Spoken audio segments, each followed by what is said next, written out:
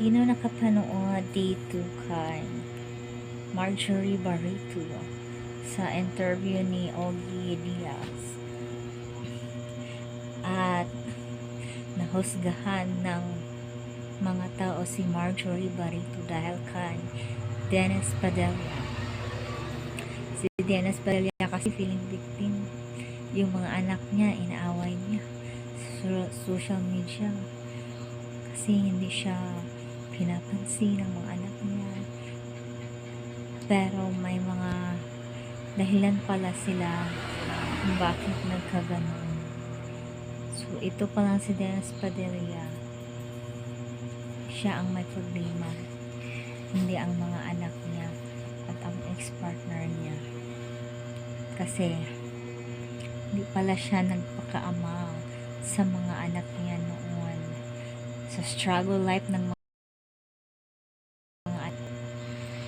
Tapos hindi pala siya mabait na partner. May ebidensya nga si Marjorie Barreto na inano siya ni Dennis Padilla, emotional, verbal, physical. Yun ang napagdaanan niya kay Dennis Padilla, pero nanahimik lang siya ng ilang taon para siguro sa mga anak niya. Pero ang galing ni Marjorie Barreto kasi nagpakaina talaga siya sa 3 bata na anak ni Dennis Padilla. Sipin mo daw, yung pangatlong bata, hindi man lang niya naisip na suportaan daw kahit mga gamit sa school, kahit medyas, sapatos, uniform, hindi man lang daw nag-abot.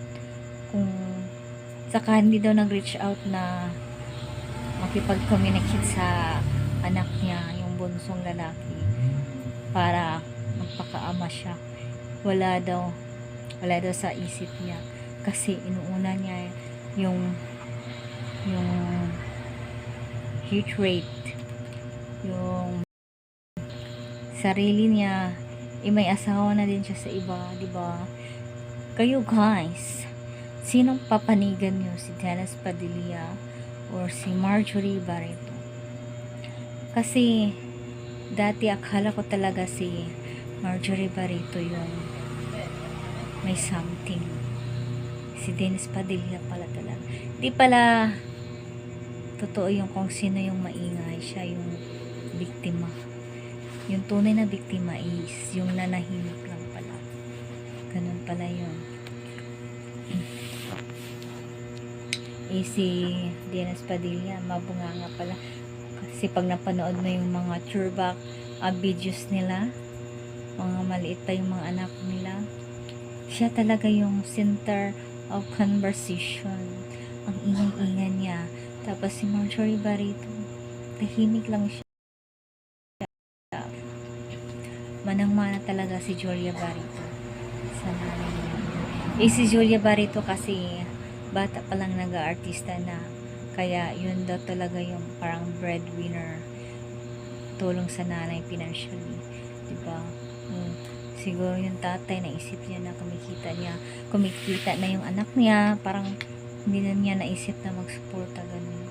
Ano niya siguro yung naisip.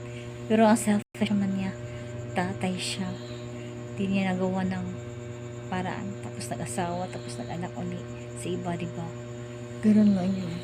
Tapos ngayon nakita niya na maganda buhay ng mga anak niya, saka na siya eksena, magpaka feeling victim, diba? Instead na makipag-communicate siya sa mga anak niya, doon nagpapansin sa social media, nagpa-feeling victim.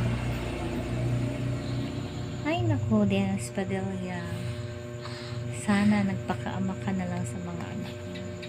Tapos ngayon nagpa-feeling victim. Maraming ganung tatay, kung kailan malaki na mga anak nila, saka pa sila paramdam kasi ang sa isip nila, ayun na, nagising tuloy si King Genesis na hello everyone, la la la, naku, hello everyone, Gising na ang aming hari. Hari ng sabuan. Lulululu, didi na siya. Lulululu.